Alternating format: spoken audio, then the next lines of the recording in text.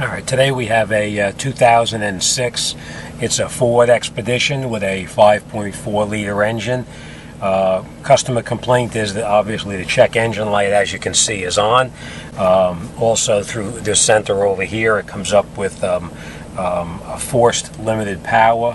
When you drive the vehicle, you step on the accelerator, it barely moves at all. So what we did is we actually scanned the vehicle. Someone complains that while driving the vehicle on a highway, they felt like a bucking sensation.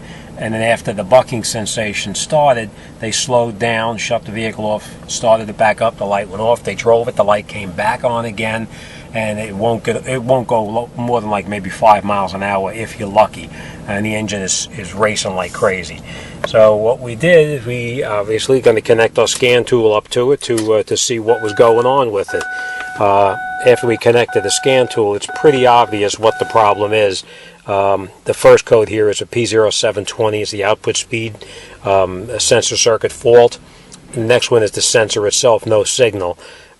These other codes here are most likely going to be false codes, because when this sensor goes bad, or the plug is no good, or harness is no good, usually the transmission will stop shifting as it's supposed to, because the speed sensor sends a signal to the computer how to shift. So what we're going to do now is we're going to go underneath the vehicle. We're going to go down by the transmission, and we're going to check. The first thing we're going to do is we're going to check the speed sensor, the output speed sensor. It's on the transmission. We're going to check that to see what the wiring looks like and what the sensor itself looks like. So let me set this vehicle up on the lift, and we'll get underneath it and we'll see what it looks like. Okay, now we got the truck up on the lift, and then just so you know, on this particular vehicle, the vehicle speed sensor is underneath on the transmission, on the back half of the transmission, around where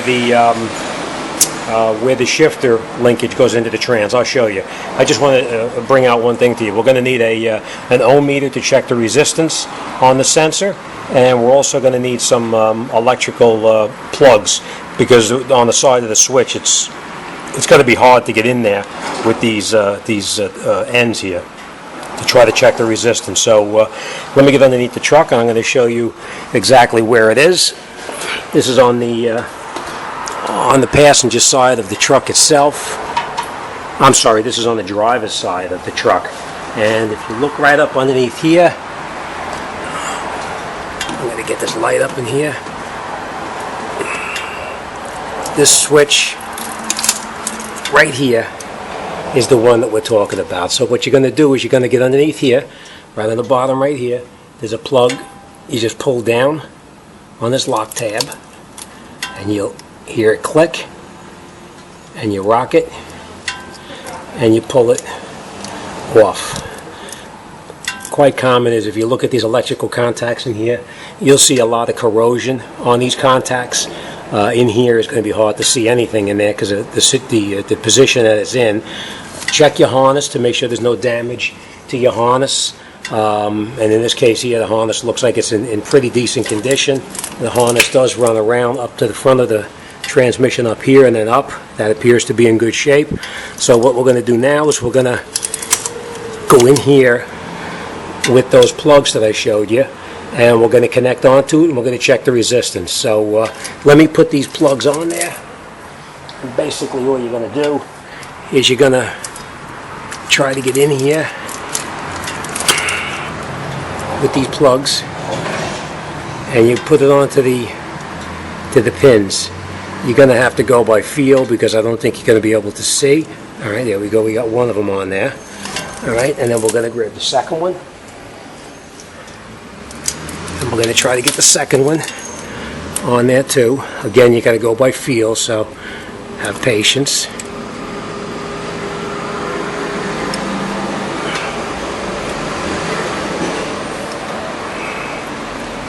As you can see, it's not really easy to get in there. Okay, here we go. Alright, and we're on. We have both of them on there now.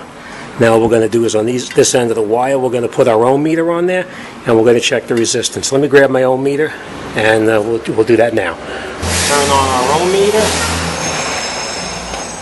and we're going to just connect in to the ends of these wires, like this.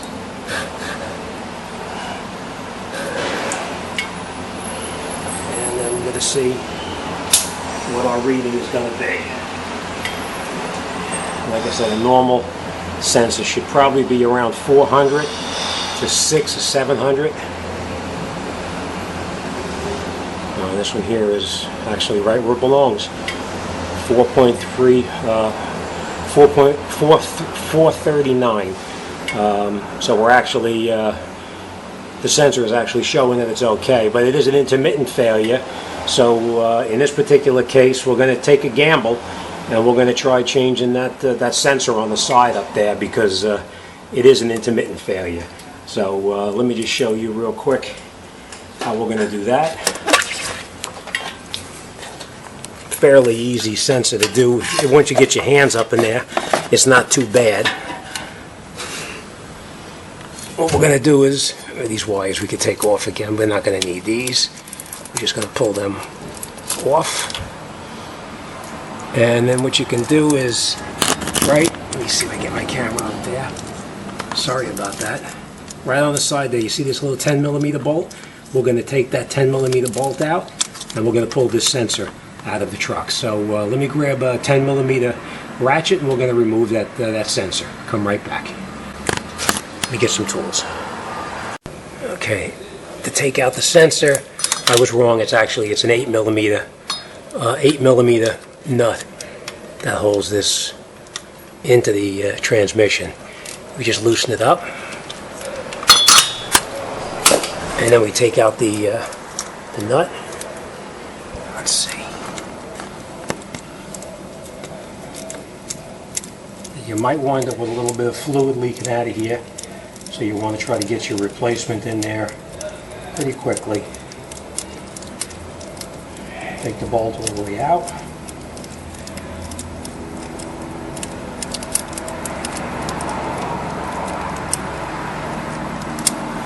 Alright.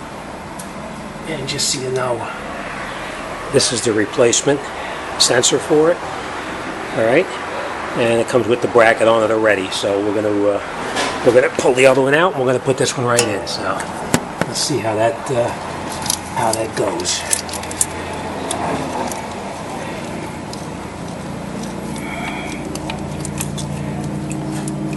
You just turn it and pull it at the same time, and it looks like no fluid's coming out. All right, we're gonna put the replacement back in.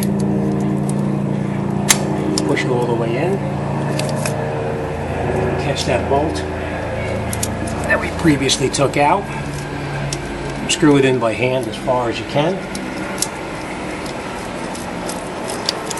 And then once you got it screwed down by hand as far as you can, then you'll get on there with the ratchet and just snug it in. You don't have to go real tight, because you're going into aluminum. So you just turn it until it's snug.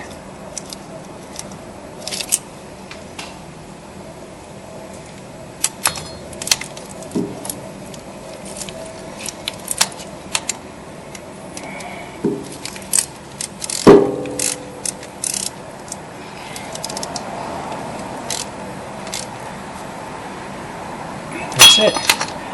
And last but not least is plug your plug back in and listen for that snap when you know when it's locked in place. Alright, and you can feel it lock in. Alright, that's it. Alright, let's lower the vehicle down. We're going to clear the codes out of it, and we're going to road test it, and we'll see how it goes. Alright. Okay, after driving it, everything seems to be okay. The trans is shifting properly. The speedometer is working just as it should. That's it. One thing I might add too is that once that check engine light comes on and you notice that your transmission is not shifting properly, don't drive it. The more you drive it, the more damage you're going to do to the trans. So ideally, if it starts to slip and you feel something not quite right, get it in, get it checked on a computer, and take care of it in the early stages. It'll avoid putting a very expensive transmission into it. All right, thanks for watching. See you guys on the next one.